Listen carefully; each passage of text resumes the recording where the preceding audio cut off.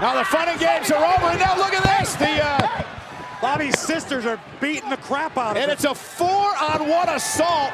Like the video, subscribe to the channel, and turn on those notifications. And once you're done, leave a comment down below and I just might end up responding. The WWE fucking sucks. Vince McMahon over here has put together a roster so bloated that somehow the talent has gone full circle, and instead of being at 350% like you'd expect it to be with names like Finn Balor and Shinsuke Nakamura roaming the landscape, you've got these guys playing around with their dicks in their hands because the main event scene can't possibly hold the 76 and a goddamn half roster members worthy of being at the top. So in order to alleviate the pain, here's a fucking Tylenol shaped size video. 10 wrestlers who really should get the fuck out of the WWE and like jump ship to AEW or just fucking retire or some bullshit. Number 10, KARL Anderson and Luke Gallows. Don't call me a cheater, okay? I've never had a girlfriend to cheat on to begin with. Oh, you were talking about the entry. Fair enough, I guess it's not a top 10 when you include joint positions, but come on. What's an Anderson without a Gallows, huh? It's like Russ without saying some dumb shit, or Eminem without MGK's blood on his sleeve. Why am I making rap comparisons? Well, the former club members are kind of like the Lil Wayne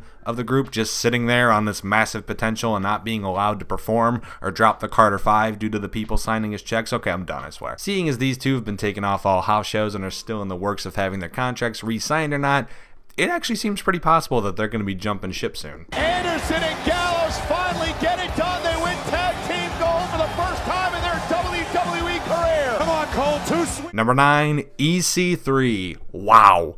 Just fucking wow. I mean, WWE clearly heard about their reputation at botching NXT call-ups and thought, nah, we can fuck up harder than that. I honestly couldn't even name every call-up from the last 6 months because where the fuck are they? Why is Nikki Cross on the main roster? Why did DIY, Ricochet, and Aleister Black get called up only for half of them to suddenly disappear? Why are none of the call-ups from either batch assigned to a roster yet? And why, of the original batch, was the only one WWE had any actual plans with the one who had to leave from anxiety? Obviously, that isn't his fault, but you get what I'm saying.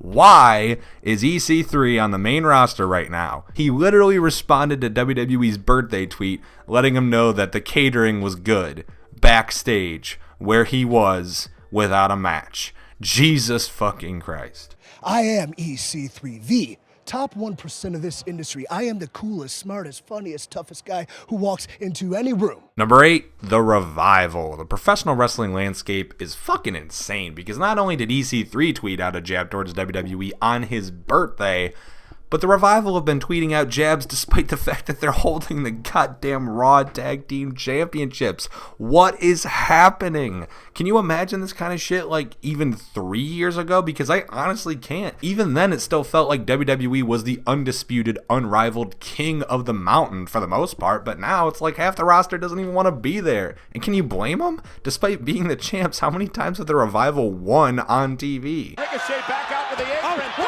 And it's Scott Dawson from underneath the ring, grabbing the leg of Ricochet and forcing the count. Number 7, Bobby Lashley. For a while, I got myself stuck in the mindset that Bobby Lashley is just fucking terrible. It's the same pitfall a lot of people have with Apollo Crews today. They've never seen him at his best, so they assume that he's always at his worst. But Bobby Lashley, as TNA has proven, can be incredible. Honestly, he should have gotten out of there as soon as they did that stupid ass Bobby Lashley's sister bullshit. God, this company's stupid. Now the fun and games are over, and now look at this.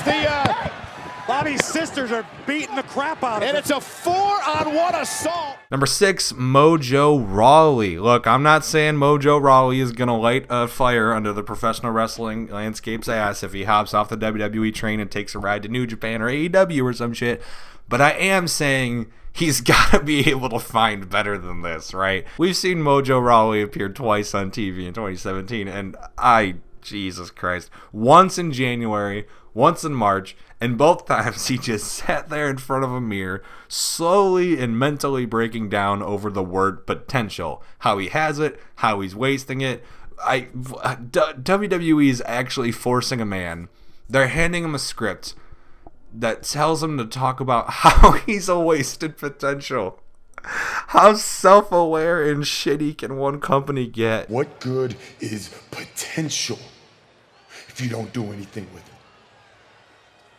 Why can't you figure this out? Number 5, BREEZANGO. It's now a top 13 list, and you can all go fuck yourselves. Tyler Breeze and Fandango genuinely have fighting rights towards the title of best comedic wrestlers WWE has today. Almost definitely if you're talking exclusively tag teams. The team paved themselves a cult classic pathway through bits such as the Fashion Files, which proved their comedy chops while also pulling people back from the deep end of hell to get reinvested in two wrestlers WWE had long handled about as well as you'd expect them to handle. With Fashion Files now just a distant memory of the past, one can only hope that the two realize their worth in today's wrestling climate and get the hell out of Vince McMahon's overbloated loony bin.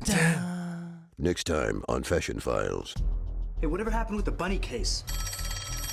Fashion Files, we just want the tip. Number 4, Harper. I'm just gonna leave this tweet right here. Wow. Harper, Luke Harper, one half of the Bludgeon Brothers and former Wyatt family member, has had, well, he's had a run in the WWE, that's for sure. It's definitely been odd. It started out fantastic as a member of the Wyatt family before becoming pretty fucking terrible also as a member of the Wyatt family before the family split apart and Luke went on a singles run, primarily finding himself in the Intercontinental Championship scene. He did alright there. He'd split and reform with Rowan a few times, sometimes with the family, sometimes as a Bludgeon Brother, and he'd see a great little run at the tail end of 2016, but in terms of a whole career, he has done almost entirely nothing, and now he finds himself also tweeting jabs towards WWE's booking. What a world we live in. Wow! Gee, the athleticism of Luke Harper is astounding. And hey, speaking of Apollo, number 3, Apollo Crews.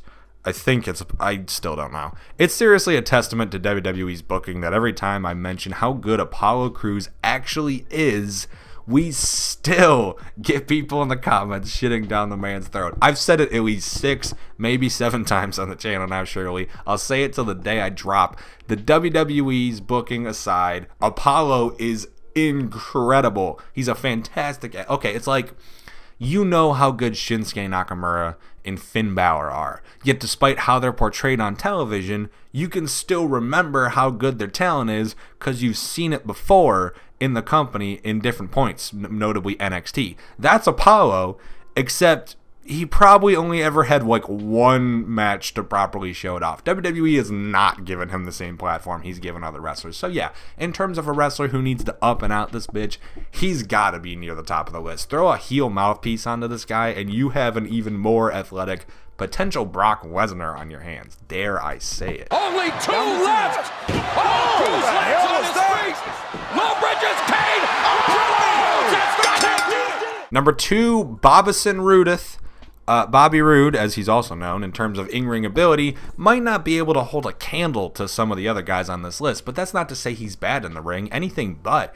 He's just nowhere near as exceptional to watch as an Apollo or a Shinsuke would be if all 3 parties were at their best. But unfortunately, as we know, just good, plain old technical ability isn't always what's bringing in the dollars. You know what would bring in the dollars, though? A proper heel that everyone wants to see get the shit kicked out of. Bobby Roode could be that. He was almost that in NXT. He kind of went Bullet Club where he was so good at being heel, he was face. But you've seen his work in TNA. Bobby Roode can be despicable. And despite being pretty lackluster as a champion in comparison to those of years prior in NXT, he was still the biggest thing on the brand due solely to his gimmick. The glorious gimmick is money. Period. Someone just has to use it effectively. T-shirts that are 3 sizes too big.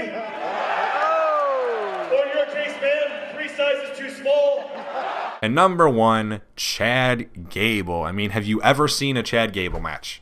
Do I even need to keep talking? The dude's one-on-one's efforts with Kevin Owens and Kurt Angle alone prove his worth in the ring.